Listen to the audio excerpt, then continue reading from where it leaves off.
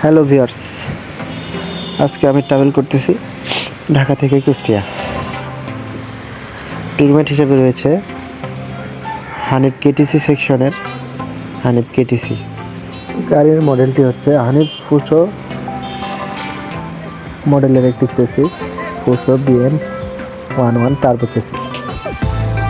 এই মুহূর্তে আমি অবস্থান করতেছি ঢাকা গাবতলী টেকনিক্যাল কাউন্টার। গাড়িটি আমাদের সামনেই রয়েছে।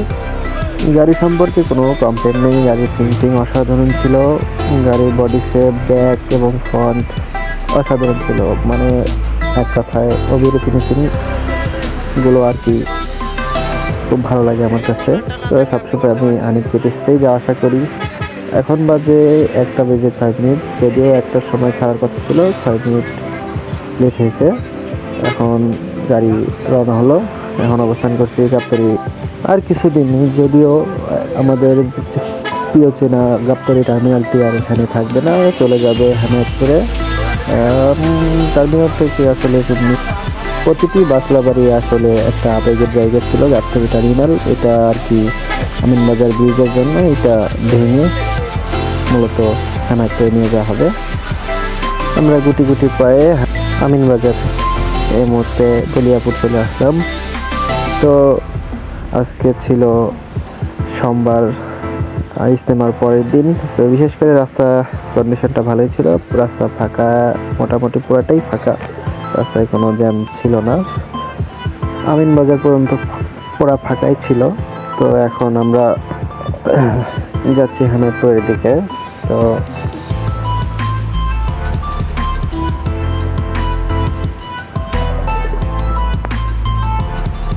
গাড়ি সম্পর্কে তো কিছু বলার নেই আমার, যদিও গাড়ি অনেক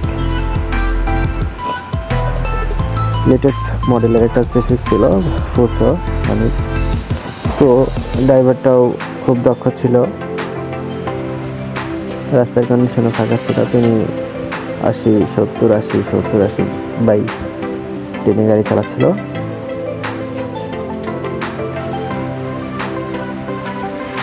সবকিছু মিলিয়ে আসলে আজকে ওয়েদারটা খুব সুন্দর ভিডিও করার জন্য।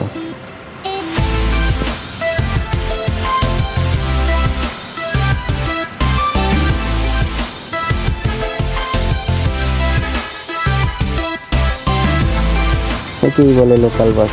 সামনের ওয়েলকাম বাসটি কি পরিমাণে বাউলিটা দিয়ে বেরিয়ে গেল।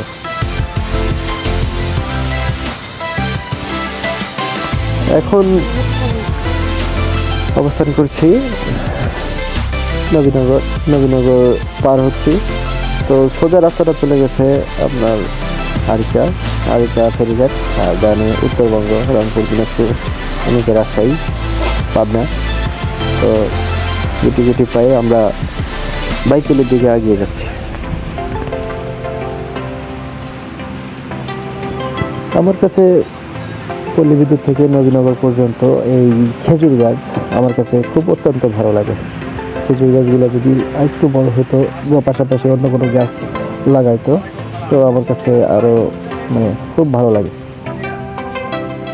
দুই সাইডে মাঝখানে খেজুরের গাছ, দুই সাইডে দিয়ে গাড়ি যাচ্ছে।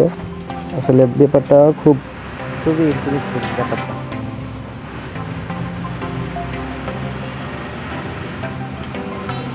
আপনারা দেখতে পাচ্ছেন ডান পাশে ইউটার্ন তৈরি করা হচ্ছে।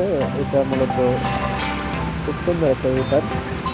আপনার এই ইউটার্নগুলো প্রথমে অ্যাপ্লাই করা হচ্ছিল এয়ারপোর্ট 1 নম্বর এইগুলা কার্যকরটা ভালো হওয়ার কারণে ধাপে ধাপে ঢাকার প্রতিটা জায়গায় এই ইউটার্নগুলো ব্যবহার করা হচ্ছে।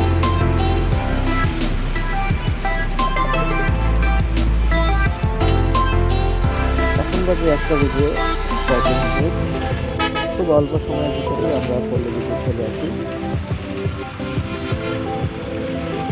পল্লী বিদ্যুতে কিছুটা জ্যাম থাকলেও আমরা বেরিয়ে আসি।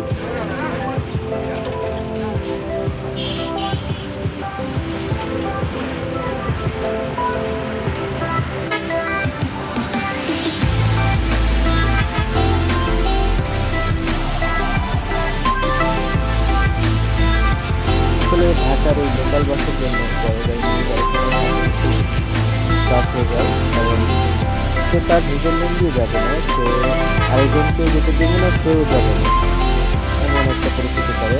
তো আসলে তাদেরকে বলার মতো কিছু নেই, তাদেরকে বললেও তারা শুনবে না, তারা তাদের মতো করেই গাড়ি চালায়। এখন বাজে 1:55, মাত্র 55 আমরা রাজশাহী থেকে সরকার চলে আসি। এখন চলছে ঢাকার এলেঙ্গা মহাসড়ক। রাস্তায় কোনো প্রকারের কোনো জ্যাম ছিল না, আগে কোনো অপারেটর ছিল না যে একটা আসলে রেস বা উত্তেজনা সম্পন্ন একটা যে ড্রাইভার ঝুঁকি নিয়ে যে গাড়ি চালাবে, তেমনও কোনো ঝুঁকি ছিল না, রাস্তায় একদম ফাঁকা ছিল।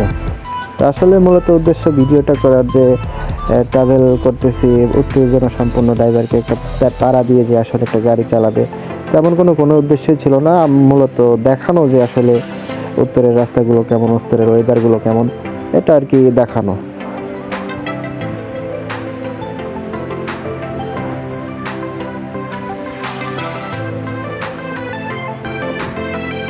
তবে ড্রাইভার সাহেব খুব দক্ষ ছিলেন, ড্রাইভার সাহেব একটু আর কি অনেকটা বয়স্কই বললে চলে, ওনার ড্রাইভার স্কিলটা অনেক সুন্দর ছিল, সম্পূর্ণ সব কিছু দিয়ে আর কি বলতে গেলে একবারে পারফেক্ট।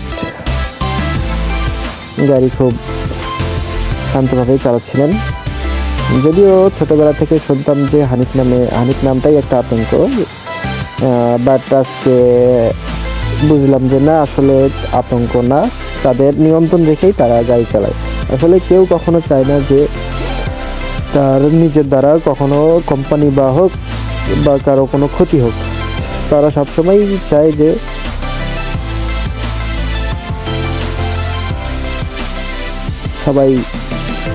সবাইকে যেন সুস্থভাবে শুভভাবে আর কি যাকে বলে গন্তব্যে পৌঁছে দেওয়ার চেষ্টাই তারা করে থাকে।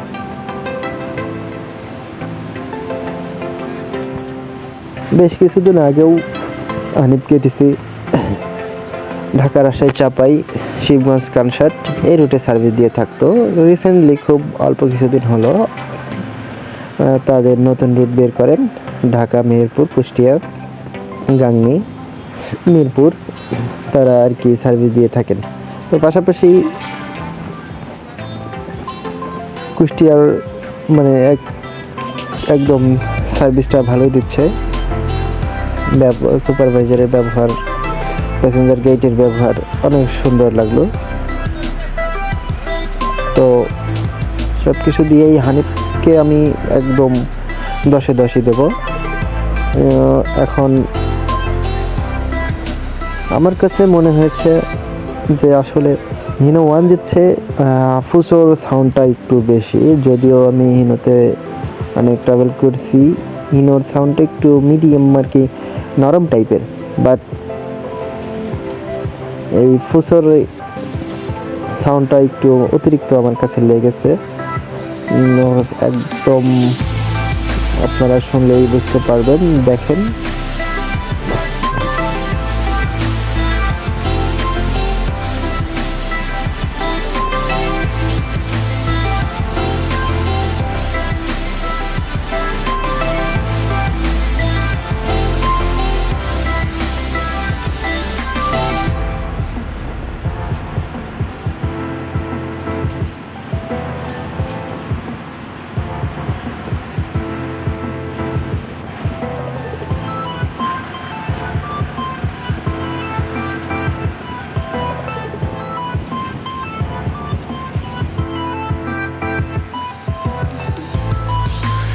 মূলত আমার কাছে সাউন্ডটা একটু বেশি লেগেছে, তো আপনাদের কাছে কেমন লেগেছে জানাবেন। এই মুহূর্তে টাঙ্গাইল আমরা অবস্থান করছি, টাঙ্গাইল বাইপাস পাড়ি দিলাম। তো সামনে হানিফের আরেকটি গাড়ি রয়েছিল, পাশাপাশি আরেকটি এআই বাস ছিল। তো এআই বাসটি মূলত খুব মরিয়া ছিল টিপের হানিফটাকে পাঠিয়ে দেওয়ার জন্য, বাট লোকাল তো লোকালই। তো দেখতে থাকুন।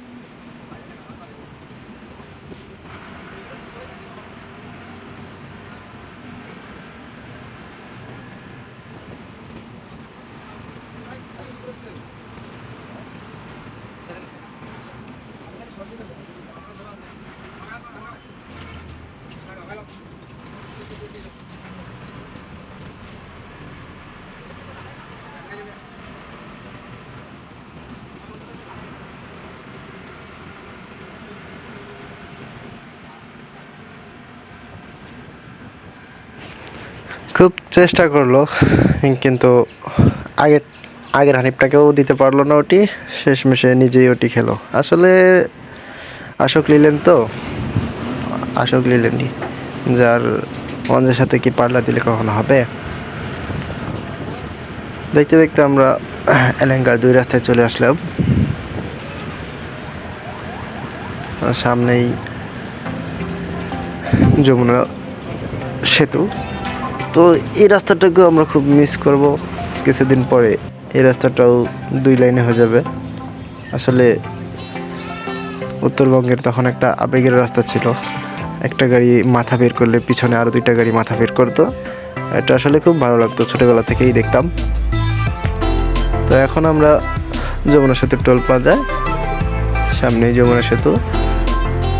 আসলে যমুনা হচ্ছে আমাদের একটা আবেগের জায়গা।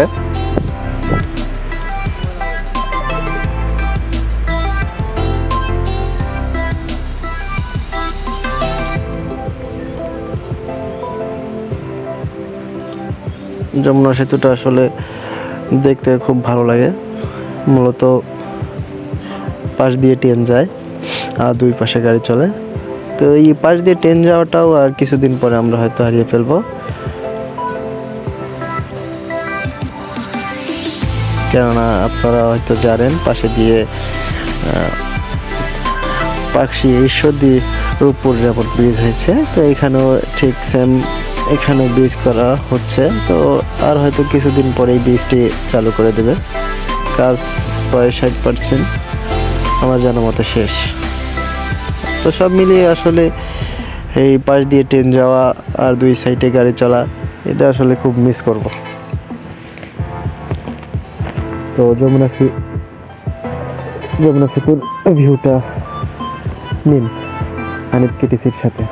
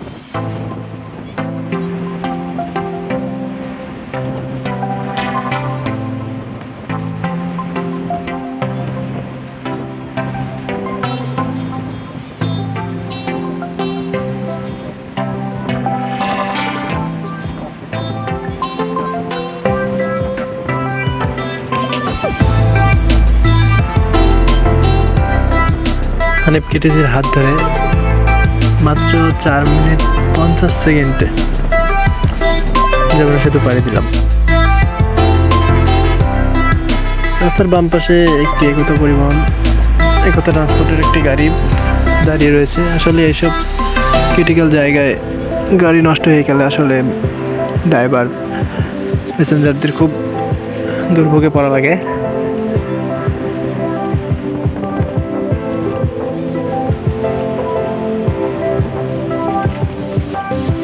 তো যমুনা সেতু টোল প্লাজা পার হয়ে আমরা কড্ডার দিকে যাচ্ছি।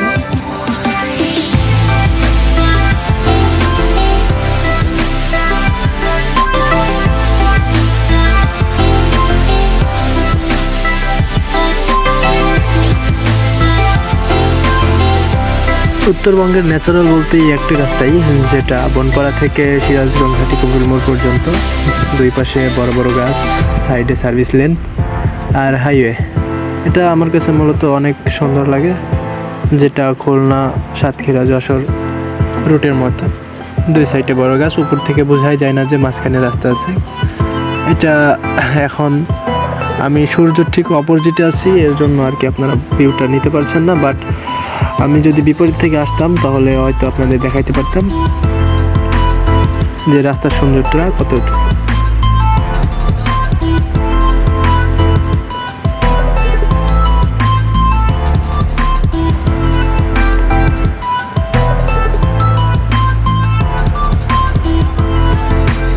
ডান পাশ দিয়ে একটি গ্রামীণ ট্রাভেলস বেরিয়ে গেল, যেটা খুব প্রেশারে ছিল।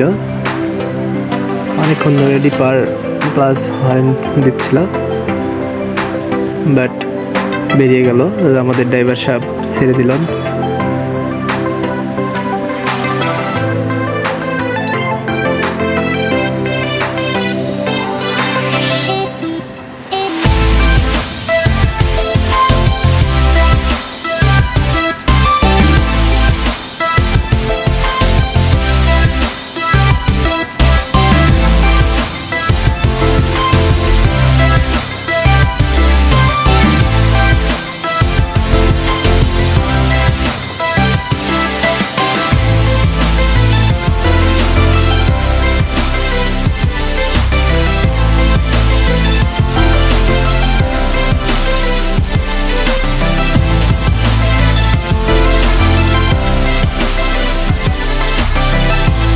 তবে বেশিক্ষণ ধরে রাখতে পারি না লিকটা।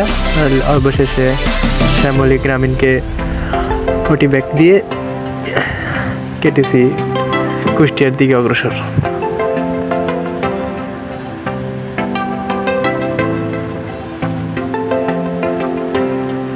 তবে গ্রামীণকে ছাড়ার কোনো ইচ্ছাই ছিল না, আমাদের সুপারভাইজার সাহেব বলাতেই আর কি ছেড়ে দিলেন।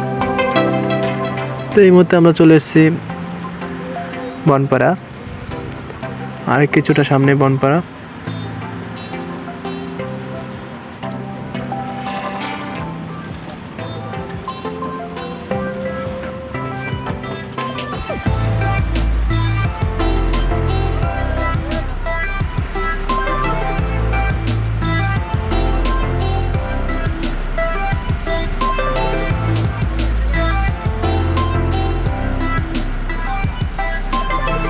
তো ফার্স্ট অফ অল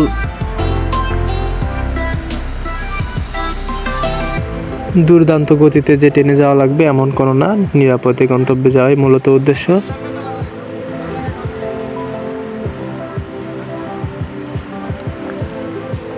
তাই সবাই সাবধানে গাড়ি চালাবেন, সাবধানে ট্রাভেল করবেন। ড্রাইভারকে উত্তেজনা সম্পন্ন কোনো কাজ করবেন না, ড্রাইভার তার নিয়ন্ত্রণ রেখে গাড়ি চালাবে। তো সামনে একটা ইন্টারচেঞ্জ আছে, ইন্টারচেঞ্জটা মূলত বনপাড়া বাইপাস মোড়। তো এখান থেকে ডানের দিকে চলে গেছে রাজশাহী, চাপাই, বগুড়া, রংপুর, দিনাজপুর, আর বামের দিকে চলে গেছে কুষ্টিয়া, মেহেরপুর, যশোর, খুলনা এবং আমাদের রূপপুর পারমাণবিক বিদ্যুৎ কেন্দ্র ঠিক বামেই।